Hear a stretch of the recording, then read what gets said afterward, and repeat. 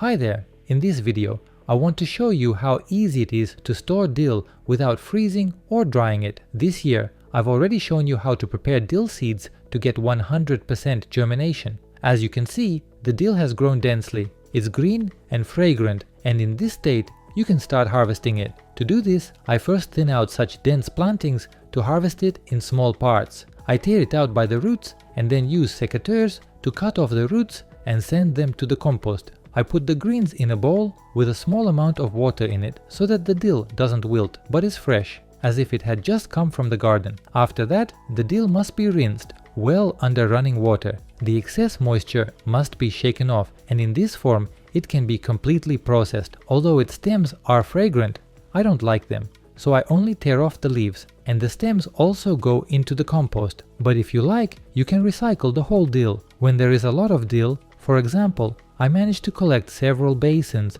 with a total weight of 2.5 kilograms in the first round. There are two ways to quickly cut off the leaves. For example, I took one stem at a time and tore off all the green leaves. Closer to the roots, yellow leaves grew. I didn't take them because they were odorless and tasteless. My wife did it differently. She first gathered the dill into a bunch, aligning it with the lower leaves, and then tore the whole bunch in half in one fell swoop. In one hand, she would have fresh and green dill, and in the other hand, the stems. It was quick and convenient. Then, using a blender, you need to chop the dill. You'll also need a small container. Well, in my case, anyway. If your dill goes quickly, take a bigger jar. Be sure to have a lid. Fill the jar with dill and seal it well. Then take olive oil and pour it over the dill. But be sure to release the excess air. To do this, take a toothpick and poke the dill all the way to the bottom.